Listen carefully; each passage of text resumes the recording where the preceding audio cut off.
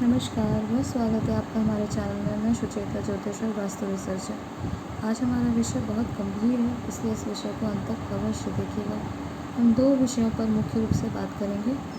एक तो जो होने वाला जल तांडव वो कब होगा, किस प्रकार से एक जल तांडव की परिस्थिति योग नक्षत्र बन रहा है। दूसरा, शासन और प्रशासन के लिए बहुत भारी कष्ट। जो लोग यहाँ पे शासन प्रशासन से जुड़े हुए हैं, और स्पेसिफिकली आप कहें राजा, जैसे हम अपने आज राजा मानते हैं मोदी जी को, कि आज वो भारत की सत्ता के सबसे बड़े नायक हैं और वो आज भारत के सब बड़े डिसीजन लेते हैं। तो ये परिस्थिति दिख रही है कि किस प्रकार से है सूर्य का पीड़ित होना, क्योंकि सूर्य देव अश्लेषा नक्षत्र में है। और यही चीज़ें हमने देखी थी जल तांडव के समय भी, जब हमने आपको बताया था कि ग्रह गंडांत है, और जब ये चीज़ें हमारा भारत की ना केवल राशि अपितु उस समय भारत का लग्न भी पीड़ित था। तो लग्न तो हमको ये जो चीज़ें दिख रही हैं वापस काफ़ी चीज़ें रिपीट होती हुई नज़र आ रही है, परंतु कुछ विशेष और योग बैठ गए हैं। जैसे कि अभी आप देखें, जो पहले अश्लेषा नक्षत्र में शुक्राचार्य गोचर कर रहे थे, शुक्र ग्रह ये गोचर कर रहे थे, अब वो शुक्र की जगह सूर्य ले लिए हैं। अश्लेषा नक्षत्र किसका होता है? प्लानिंग, प्लॉटिंग का। जो मुंह में सबसे मीठे होते हैं और आपके लिए सबसे दुर्भावना रखते हैं, वो चीज़ होती है अश्लेषा नक्षत्र। अभी अश्लेषा नक्षत्र इस तरीके से आपको भारत को पीड़ित करेंगे, और वो जो लोग सत्ता आसीन हैं उनको सबसे बड़ी अभी मार पड़ने वाली है उन लोगों से जिन पर वो सबसे ज़्यादा विश्वास करते हैं, जो मुंह में सबसे ज़्यादा मीठे आपको लगते हैं। उनसे आपको सतर्क हो जाना चाहिए, वरना आप अपनी गद्दी गंवा सकते हैं, अपनी जान भी गंवा सकते हैं, क्योंकि वो आपको मिसगाइड करेंगे। और ये समय कब से कब तक है, इसे भी आप नोट करेंगे। वहीं हम देख रहे हैं आद्रा नक्षत्र में। अब अगर हम भारत की राशि की बात करें, तो भारत की राशि में सूर्यदेव अश्लेषा नक्षत्र में गोचर कर रहे हैं, जिनके ऊपर पंचम दृष्टि राहु की पड़ रही है। खूब खतरनाक है ये। राहु की पंचम दृष्टि के कारण पूरा आपका 4th हाउस आपका जो है ये पीड़ित हो गया। वहीं लग्न में जो चीज़ें हमको दिख रही हैं वापस पीड़ित हो रही हैं, नज़र आ रही हैं। परंतु इस पर बहुत बड़ा योगदान जो दिखेगा वो है बुध का। बुध है आपकी बुद्धि का, वाणी का। इस समय लोग बिल्कुल आउट ऑफ कंट्रोल होते हुए नजर आएंगे, और इसीलिए स्थिति जो है हमको बहुत ज़्यादा परेशान दिख रही है, क्योंकि आद्रा नक्षत्र में बुध गोचर कर रहे हैं। वापस आद्रा नक्षत्र में याद दिला दो, आद्रा नक्षत्र होता है रुद्र का, और इसका साइन है आंसू या थंडर। दो इसको साइन में आप देख सकते हैं, कड़कती बिजली गिरती हुई या आंसू गिरते हुए। ये दोनों ही, बिजली गिरे, आंसू गिरे।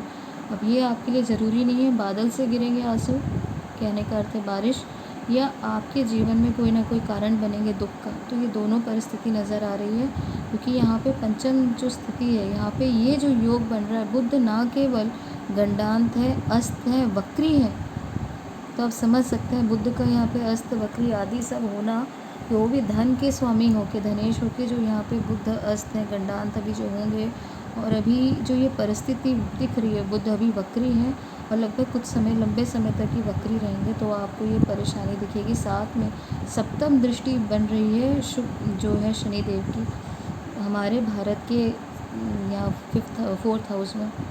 और 4th हाउस मैंने आपको बताया था, चतुर्थ जो 4th ग्रह होता है, भाव होता है, वो हमें सुकून देने वाला है। और ऐसी सारी चीज़ें जो हमारे एसेट्स में आपके रोज़मर्रा के जीवन में काम आती हैं, जैसे आपका घर है, आपकी गाड़ियाँ हैं, जो आपका एसेट है, आपको जो मूवेबल आपकी जो चीज़ें हैं, वो सारी चीज़ें अभी आप देखेंगे काफ़ी ज़्यादा भारत के जो है, जैसे प्लेन्स हैं, इन सब के ऊपर भी अटैक हो सकता है कोई ना कोई भारत को अस्थिर करने के लिए, या भारत की जो शांति है उसे भंग करने के लिए। 4th हाउस शांति का, पीस का भी होता है, तो इसको भंग करने का पूरा प्रयास किया जाएगा, क्योंकि यहाँ पे शनि भी वक्री है और उनकी सप्तम दृष्टि हमारे भारत के पत्री के 4th हाउस में पड़ रही है। जो भी मैं चर्चा कर रही हूँ ये आपके भारत की पत्री के अनुसार बता रही हूँ।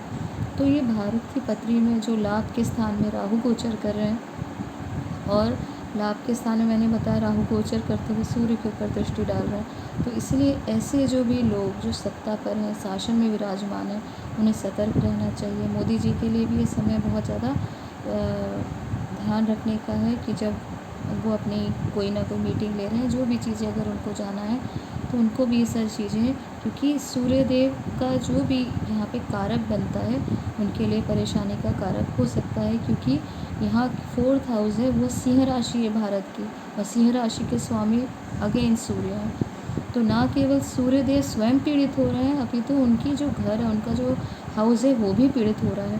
तो कहने का अर्थ है कि अभी बहुत सावधान रहने का समय है। आप पैसों का लेन देन बहुत सावधानी से करें। सोशल मीडिया से हो सके तो थोड़ा दूर रहें। जो बच्चे हैं उनको भी आप समझाएं कि जो है कोई ऐसे मैसेज ना करें जिससे वो परेशानी में पड़ सकते हैं।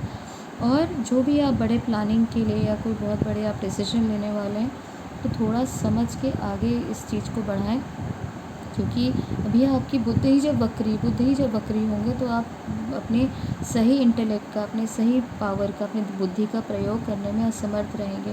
तो ये सारी चीज़ें आपको परेशान कर सकती है। और ये गंडांत का समय मौसम के अनुसार आप देखेंगे तो ये बहुत ज़्यादा डिस्टर्बिंग रहेगा 10 से लेकर 17 अगस्त तक। 10 से 17 अगस्त तक आप देखेंगे कि मौसम में बहुत परिवर्तन हो सकता है।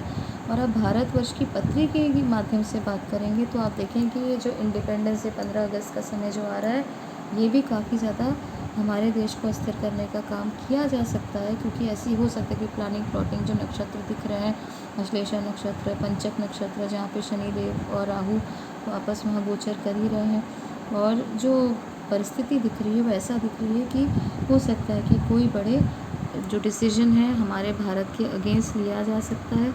तो आप इनसे थोड़ा सतर्क रहें और इन चीज़ों को आप आगे अपने थोड़ा ध्यान में सतर्क रहने के अपने फैमिली और फ्रेंड्स को भी बताने का प्रयास करें। ये जानकारी तक धन्यवाद।